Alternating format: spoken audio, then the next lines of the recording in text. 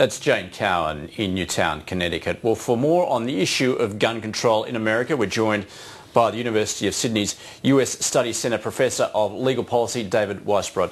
David, good to see you. Good morning. Now, yesterday we heard in the immediate aftermath of this tragedy, President Barack Obama spoke of meaningful action required to prevent more tragedies like this. What did he mean, do you think? Well, there's been one tragedy after another, so there needs to be something, although whether we can actually get anything through the US Congress is another matter. So do you think he actually meant legislation?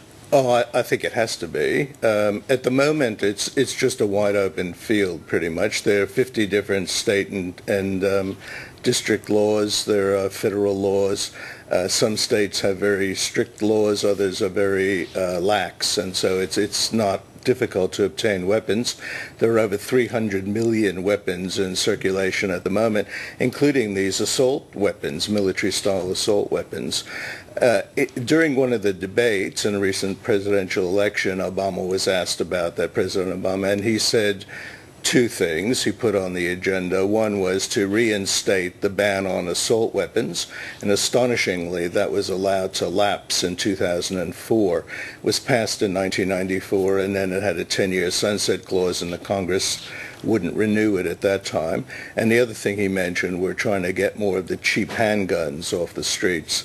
Those are the ones that are commonly used in gang fights and drive-by shootings. But the assault weapons seem to be the ones that are used in these mass killings, and there's been one after another this year. The New York Mayor, Michael Bloomberg, says Americans have heard this sort of rhetoric before from the President, and what is needed is leadership.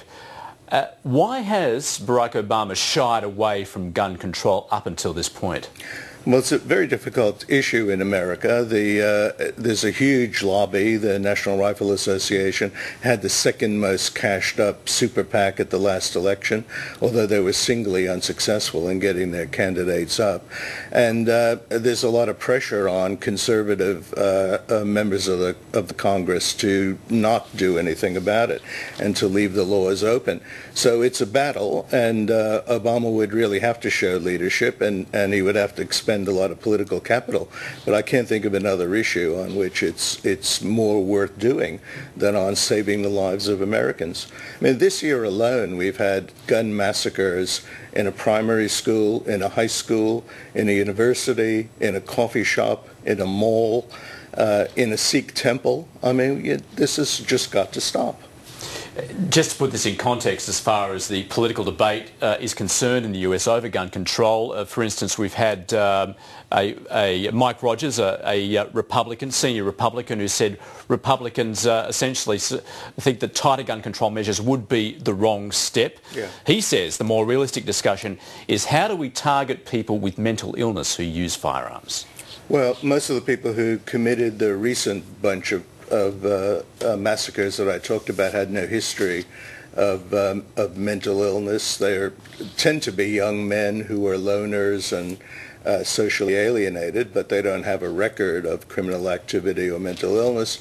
And in any event, that's the wrong way around. And what you must do is make the ready availability of weapons, especially these high-powered assault weapons, and get them out of circulation. It's really crazy that it's possible. I mean, it all comes back to the U.S. Second Amendment, which talks about having a well-regulated militia. And of course, they were talking about having a military reserve, but having individuals with assault weapons in their home. I mean, what did this kid need with that, that kind of armament? And so I think that's where the pressure has to come.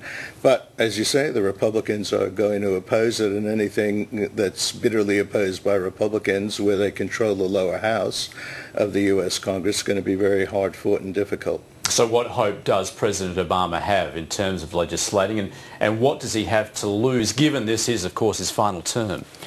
Well, he has nothing to lose necessarily, except maybe some prestige if he fails, but it's a fight worth having.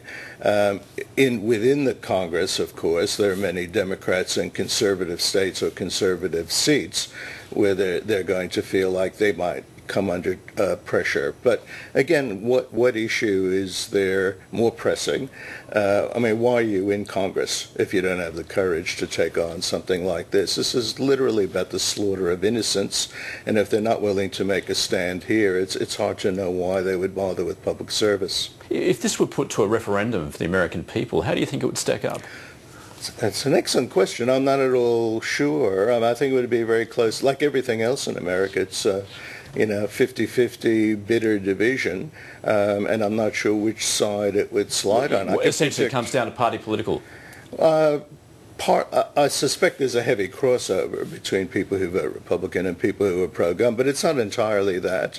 I think through the South, conservative Democrats would probably also take a similar approach, and in the Northeast and in California, liberal Republicans would probably be anti-gun.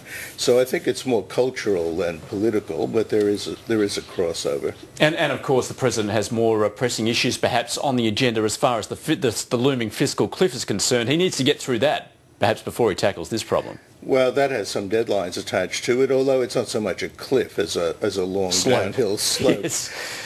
So certainly he'd be thinking of that, and I'm sure all his energies until today were devoted to that issue. But I think he's going to have to use this. You could see how visibly moved he was in that speech. He was in tears, and I think any parent, any human being would feel the same way. I think this will move him to action. I hope it does. I'm not confident of anything sensible getting through the U.S. Congress, sadly. David Weisbrot, thanks very much. Pleasure.